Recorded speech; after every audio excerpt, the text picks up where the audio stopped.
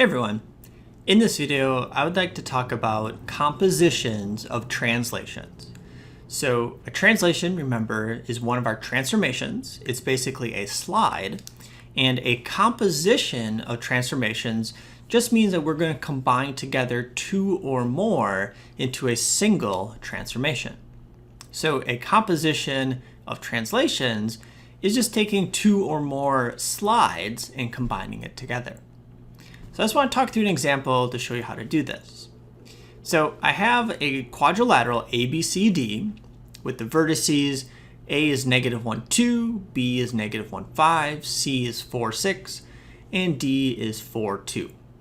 And it says I want to graph the image after the composition transformation indicated below. So we have two separate translations there.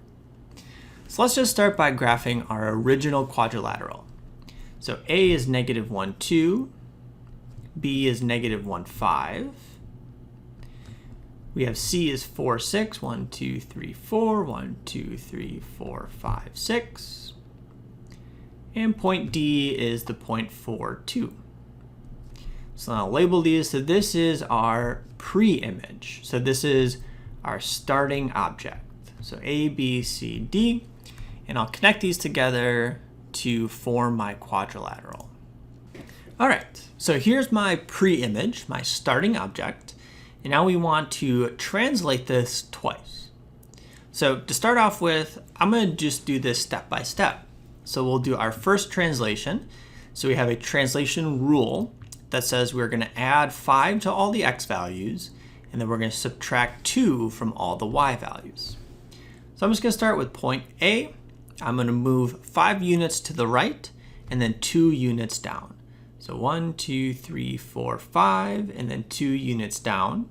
This is going to give me A prime. So that's the location of A after that first translation.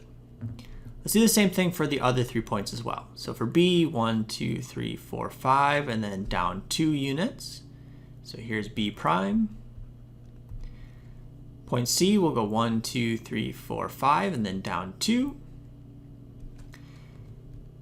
And lastly, for point D, 1, 2, 3, 4, 5, down 2 units.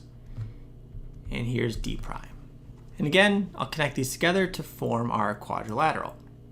So this is just the first step. We're going to have to do one more translation to get our composition.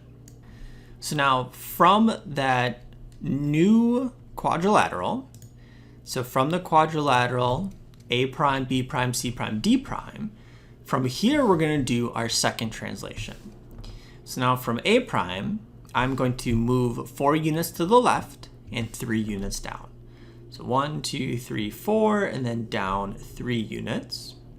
Now we already used the notation A prime, so for my final location here, I'm going to label this A double prime. So it's the prime of a prime. And we can do the same thing for our other points. So 1, 2, 3, 4, down 3, 1, 2, 3. So this is going to be B double prime. And then 1, 2, 3, 4, down 1, 2, 3. C double prime. And then lastly 1, 2, 3, 4, 1, 2, 3. Here's D double prime. So this notation of using primes, this indicates the single prime is where we end up after the first translation, and then the double prime is giving us our location after the second one. So let me connect these together to get our quadrilateral.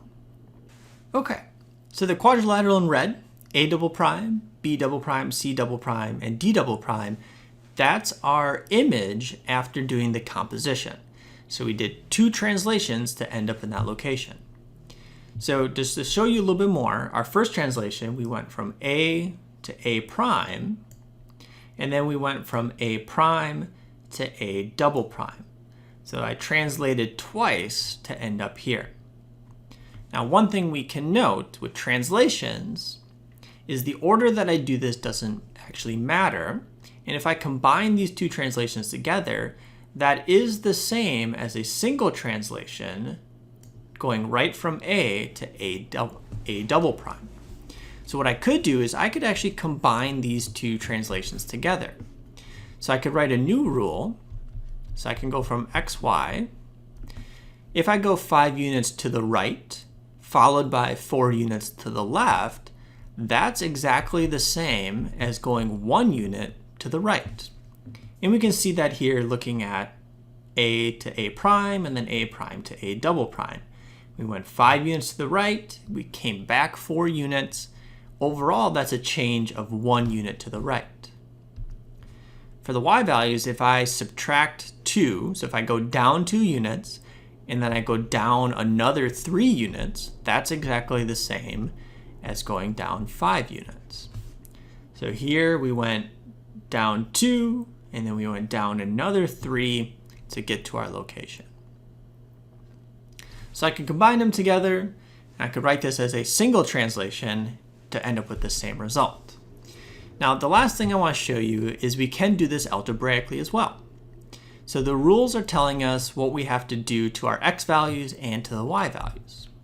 So if I start with a, it's the point -1, 2, I can just follow along with these translations, and algebraically I can find the locations of a prime and a double prime. So the first translation, bringing me to a prime, will add 5 to the x's and we'll subtract 2 from the y's. So -1 plus 5 brings us to 4. And then if I subtract 2 from 2, we end up with 0. And then from that step, we can find a double prime by using the second rule, subtracting 4 from the x's and 3 from the y's. 4 minus 4, we end up with 0. And then 0 minus 3, we end up at -3. So the point 0, -3, that looks correct for a double prime. And we could do that for each of the points. So I'll just run through one more just to illustrate this again. But from b to get the b prime, we'll add 5 to the x's, subtract 2 from the y's. So that's going to be 4 and 3. And then to get to b double prime, we need to use the second rule. So we'll subtract 4 from the x's, subtract 3 from the y's, and we end up at 0, 0, which also checks out. I could do the same for point C and for point D. So you have lots of options here. On the graph, we can count it out because we are just translating it, moving in the x value a certain number of units, moving in the y a certain number of units. Or we could also do this algebraically by just taking a look at the rules and applying the correct change to the x's and the y's. We can also combine this together to form a single translation, skipping that middle step.